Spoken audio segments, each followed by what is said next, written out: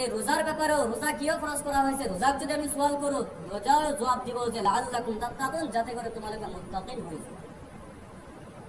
এই কোরআনুল কারীমের যে জবাব হল আর রোজার যে জবাব হল দুটা সেম হল।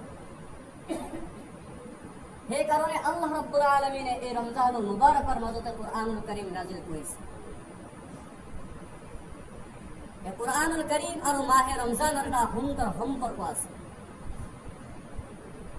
এতে আমার করণীয় কি, আমি গোটেইটো রমজানুল মুবারক যে আমি পার করিম, গোটেইটো মাহর মাজত আমি যি কাম করিম সকলো কামৰ মাজত কোৰআনুল কাৰীম মোতাবেক হব লাগিব। আমি ৰমজান পাৰ কৰিব লাগিব কোৰআনুল কাৰীমৰ সৈতে।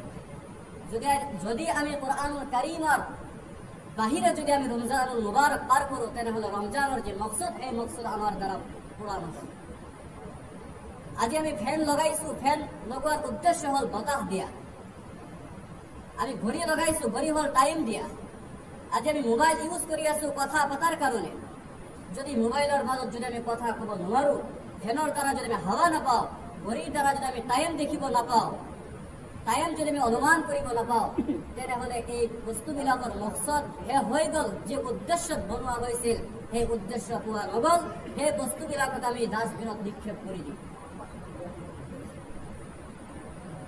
ঠিক তেনেকুৱাকৈ কোৰআনুল কাৰীমৰ মাজত যে আল্লাহ ৰাব্বুল আলামিন মাহে ৰমজানুল মুবাৰক যে আমাদেৰ উপৰত ফৰজ কৰিলে, যে উদ্দেশ্য ফৰজ কৰেছে সেই মোতাবেক যদি আমি ৰমজানুল মুবাৰক যদি পাৰ কৰিব নোৱাৰো, তেনেহলে আমাৰ তাম জিন্দগি তাম ইবাদত বিলাক আল্লাহ ৰাব্বুল আলামিন আমাৰ গোটেই শৰীৰক আল্লাহ ৰাব্বুল আলামিন জাহান্নাম নামৰ ডাষ্টবিনত নিক্ষেপ কৰি দিব।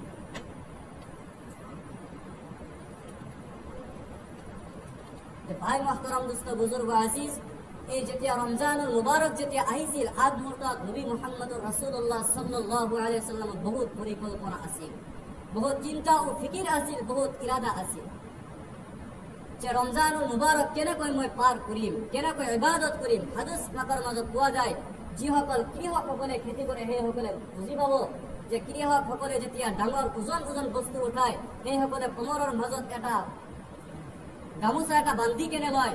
হাদিস পাকৰ মাজত পোৱা যায় নবী মুহাম্মদুৰ ৰাসূলুল্লাহ সাল্লাল্লাহু আলাইহি ওয়াসাল্লাম এই ৰমজানুল মুবাৰকৰ মাজত যেনেকৈ কৃষকসকলে কোমৰৰ মাজত গামোচা বান্ধি লয়, তেনেকুৱাকৈ বান্ধি কেনে এখেতে ৰেডি হৈছে। ইয়াৰ উদ্দেশ্য হল যে নবী মুহাম্মদুৰ ৰাসূলুল্লাহ সাল্লাল্লাহু আলাইহি ওয়াসাল্লামৰ এনেকুৱা ইৰাদা আছিল যে ৰমজানুল মুবাৰকেৰ মাজত যিমান ফজিলত আছে, যিমান ৰহমত বৰকত আছে, মোৰ পৰা যাতে এটাও কাটি নাযায়। কোনো ৰহমত বৰকতৰ পৰা যাতে মই মাহৰুম নহও, গোটেইখিনি ৰহমত বৰকত যাতে মোৰ হাসিল হয়, সেই পৰিকল্পনা মোৰ আপোনাৰো থাকিব লাগিব। ৰমজানুল মুবাৰকেৰ এনেকুৱা ফজিলত, যি ফজিলত সম্পৰ্কে হাদিস পাকৰ মাজত প্রিয় নবী কৈছে, যেটা এই মাহত যদি কোনো মানুহে এটা নফল কাম করে, নফল আমল করে, তেনেহলে মহান আল্লাহ রাব্বুল আলামিন ফৰজৰ সম পৰিমাণ সওয়াব তেখেতৰ নামায়ে আমলৰ মাজত লিখি দিয়ে। সুবহানাল্লাহ। আৰু যদি কোনো বান্দাই এটা ফরজ আমল করে, ফরজ কাম সম্পন্ন করে, তেনেহলে এই রমজানুল মুবারকের মাজত রমজানুল মুবারকের বাহিৰত যদি আমি ৭০টা ফৰজ আদায় কৰি, যিখিনি সওয়াব পাম, এই ৰমজান মাহত এটা ফৰজৰ পৰিৱৰ্তে সেইখিনি সব আমালোকক দান কৰিব। সুবহানাল্লাহ। এনেকুৱা অফাৰ আমালোকৰ কাৰণে ৰাখিছে। এতিয়া হয়তো আমি চিন্তা কৰিব পাৰিছো বা হালকা হিচাপত আমি লৈছো যে এটা নফলৰ সওয়াব, এটা নফলৰ সওয়াব এটা ফৰজৰ বৰাবৰ কৰি দিছে, আৰু এটা ফৰজৰ সওয়াব ৭০টা ফৰজৰ বৰাবৰ কৰি দিছে। এইটো হালকা পাতলা এটা ফজিলত, কিন্তু নহয়। যিসকলে জানে, যিসকলে জ্ঞানী হয়, যিসকলে কোরআন হাদিসৰ বিষয়ে জ্ঞান আছে, সেইসকলে এই বস্তুটোক আকাশ আৰু জমিনৰ মাজত যিমান পাৰ্থক্য আছে, যিমান ব্যৱধান আছে, সিমানখিনি গেহৰাইৰ পৰা সিহঁতে চিন্তা ফিকিৰ কৰিব।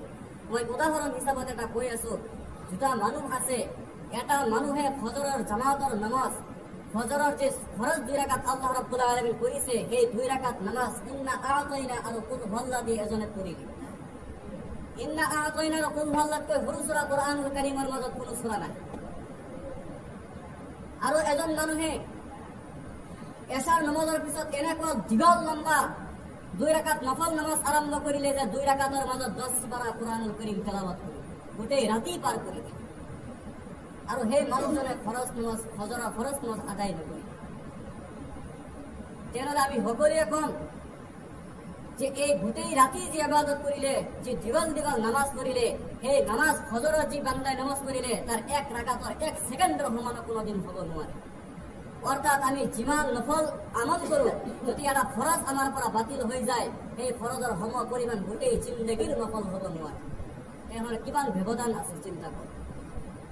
কিন্তু আল্লাহ ৰাব্বুল আলামিন এই মাহে ৰমজানৰ মাজত আমালোকক এটা নফলৰ পৰিৱৰ্তে এটা ফৰজৰ সওয়াব আমালোকক দান কৰিব। সুবহানাল্লাহ।